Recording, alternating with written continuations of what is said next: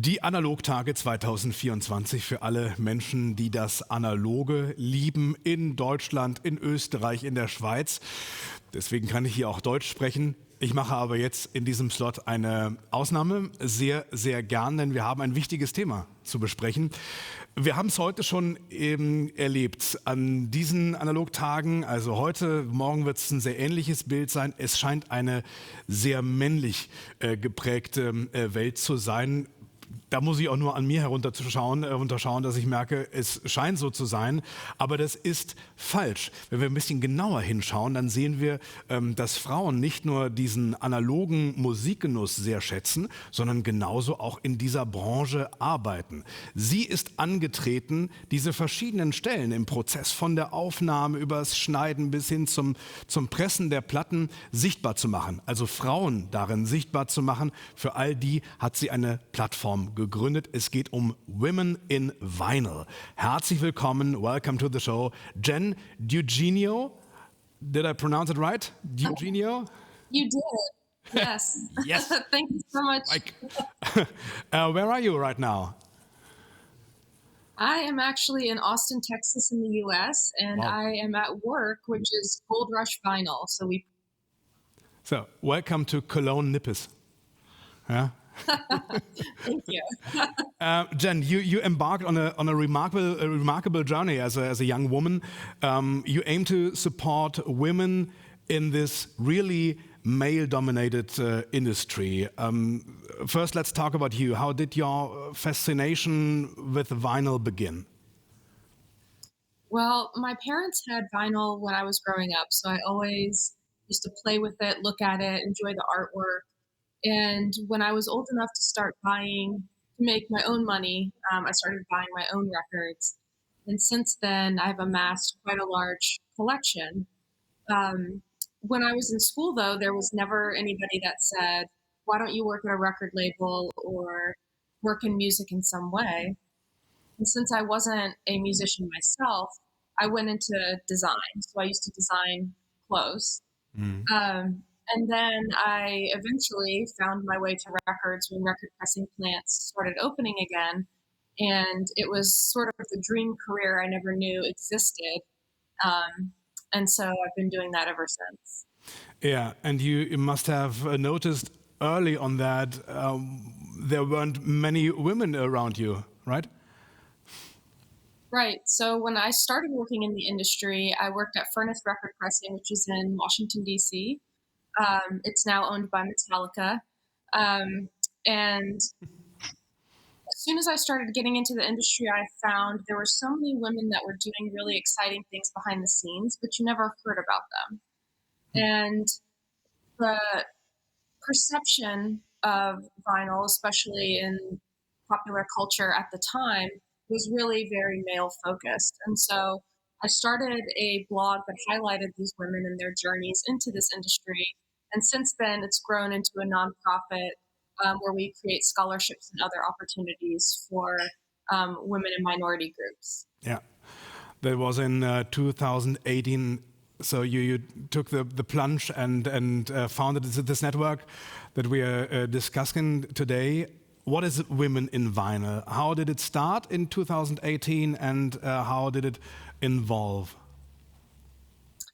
Well, at the time, it was just a blog. And so I would share these stories on social media and on this blog. And then I knew that I wanted it to become an educational nonprofit so that we could create entryways and pathways for women and minority groups to see themselves in these spaces. Yeah. The industry, people who work in it have been very welcoming, and it has just really expanded and grown since then. So we've highlighted, over 200 women.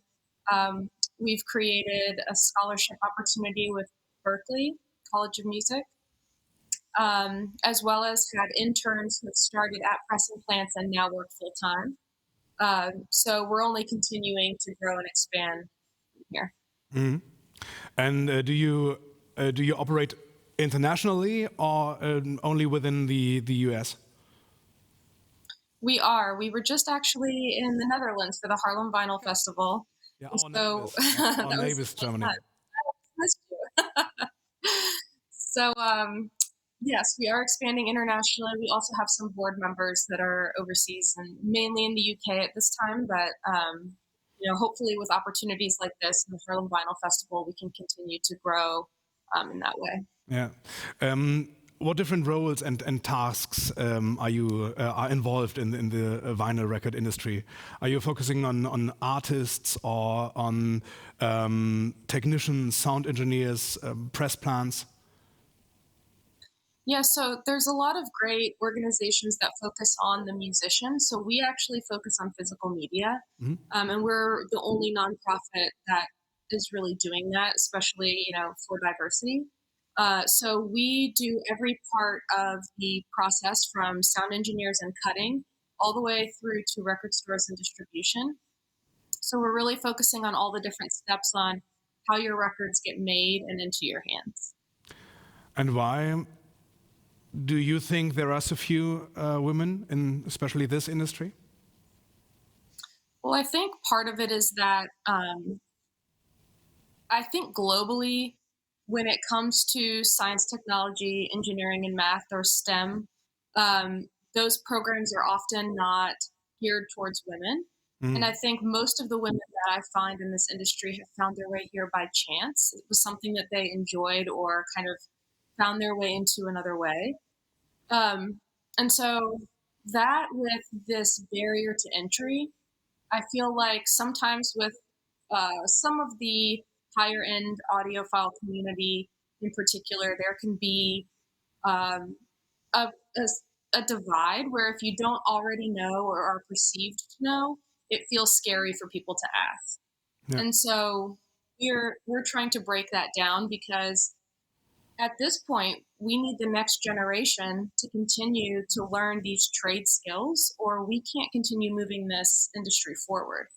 A lot of the people that are cutting our records and doing some of the technical stuff behind the scenes are getting old. And so we have to create this next generation to continue the medium that we love so much. Yeah. And this is an issue I think we see every year, this year, especially at the Nobel Prizes, again and again and again. Women in science. Yeah. Yeah. Let me ask a seemingly simple question. Why are women important in this industry? What perspective do they bring that we should value? Well, I think anytime you have diversity, you're going to have different opinions, different ways that people use or learn or understand things. And so I think we have to have diversity across the board um, in order to innovate. And without that, things become stagnant. Yeah. And I firmly believe that feminism is not just a women's issue. It's something we all need to address. So how can the many men who are here today at the Analog Days can support you and your work? I think being allies is really important. And I appreciate that you said that because a lot of people see women in vinyl and think, oh, I'm not a woman, so I can't Yeah. participate.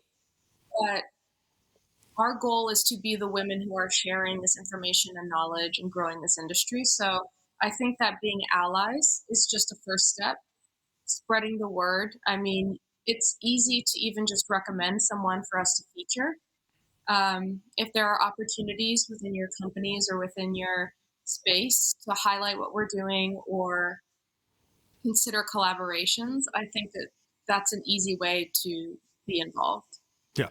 And you reached Germany today, the Analog Days. What are the next steps? What are your plans? Is some space for promotion?